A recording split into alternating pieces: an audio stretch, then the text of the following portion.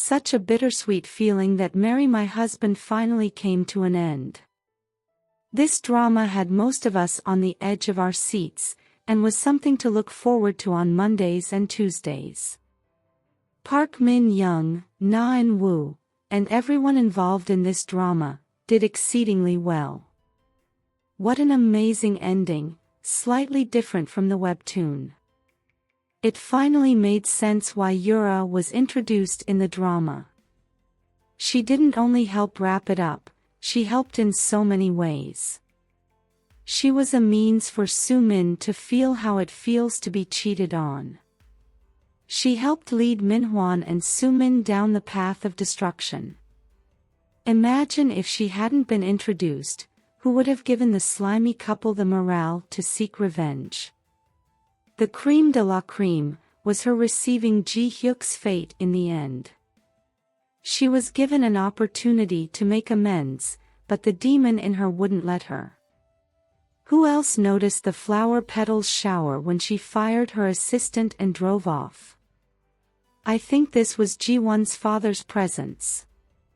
If you recall, a flower petal was the first scene in the drama, when Ji-won was in the hospital. It was as if her father wanted to comfort her. Also, when Ji-won was on her way to meet Minhwan, her father drove her through a beautiful road, filled with flower trees and flower petals. Did you also notice it when the mark on his chest disappeared, and YuRa's death was announced? I wouldn't put it past the cat to be Ji-won's father. It looked like it was happy that his fate got transferred to YuRa. Sumin needs to be a case study. Aside from being locked up, she needs a psychological evaluation. She planned to set Ji-won ablaze in her apartment, so it would be ruled an accident. She would have gotten away with Minhwan's murder, if she had claimed self-defense and manslaughter. Had she not been obsessed with Ji-won, her fate would have turned out differently. Who else gave a gleeful shout when Ji-won flipped her? This reminded me of that incredibly satisfying scene, where Ji-won flipped Minhwan in front of his astonished mother. This still lives rent-free in my head. Sumin had so many chances to stop, but her wicked obsession with Ji-won wouldn't let her. If you recall, she said that she wanted to stop with the lies. Her parents messed her up, but she chose the path of destruction. We can argue that Ji-won suffered the same, but she had a loving father who made things easy for her. Just like in their first lives, Sumin ended up where she belongs, in a prison cell. She went from this to this. But I must say that her arrest was too easy. She didn't put up much of a fight, like she did with Minhwan, with Ji-won. She just laid there, until the police arrived. The sweetest revenge was her going berserk at the news of Ji-won's wedding with Ji-hyeok. The thoughts of Ji-won being happy are going to drive her insane for the rest of her days. What's more, what a satisfying twist to seeing Minhwan. I was shocked at first, until I realized it was Sumin's mind tormenting her. What with giving Ji-won the 1 billion won for his death? Of course, Sumin will go crazy. As expected, Juran survived her cancer. Ji-won was so thankful that her fate didn't transfer to her. She finally divorced her cheating husband, and made the right decision to keep him out of their daughter's life, as nothing good would come out of him. She feared that he'd leech and torment their daughter when she grew up. Her doors are open to Suk-jun, who uses the company as an excuse to be around her. These two will make a good couple, after Juran heals from the trauma of her first marriage. Sumin's parents finally got what they deserved. As suspected, Ji-hyeok had saved them the night the insane YuRa tried to kill them. It only made sense, as they are the only evidence that could tie YuRa to the attempted murder case. They will both serve time for their involvement in attempting to kill Ji-won. I mean, how could a mother be so evil? Eun-ho and Hee-yeon are so cute together. I only wish they were given more screen time. I'd love to see their romance blossom. Hee-yeon is cute and straightforward. She always wears her heart on her sleeves. What a way to give Eun-ho a sign. This could mean that their wedding is next. Eun-ho isn't doing badly. He sold out the meal kit and opened his own restaurant. What a happy outcome for the young man, who once had a crush on Ji-won. Grandpa is now a great-grandpa. His sincerity and easy acceptance of Ji-won are commendable. He didn't make things difficult for her, as expected of most chairmen of a conglomerate. Now, Ji-won and Ji-hyeok.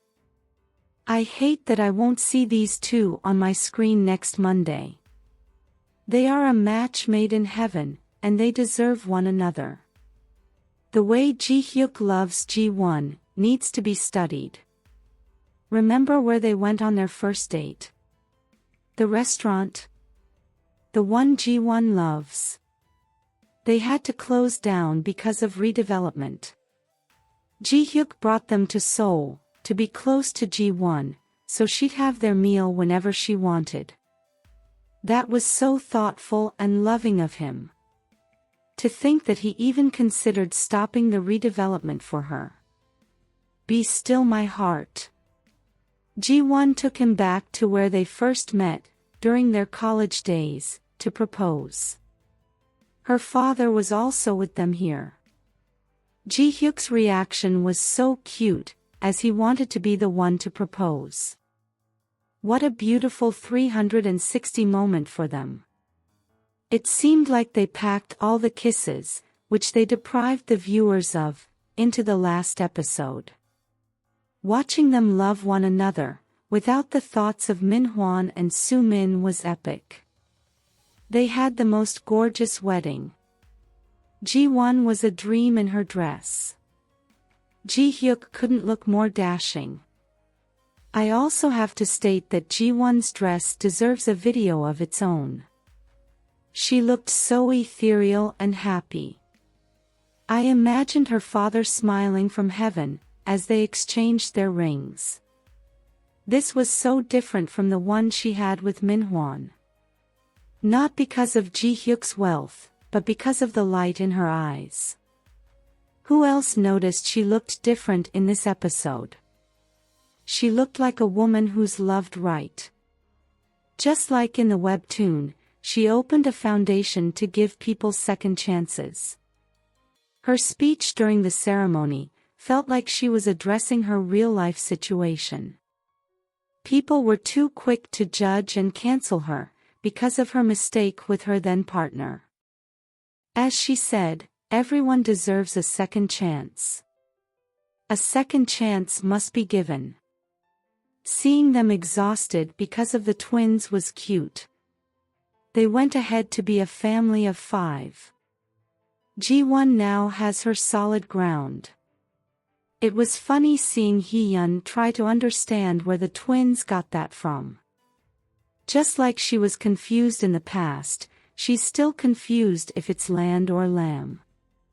In all, this was such a wonderful drama about second chances.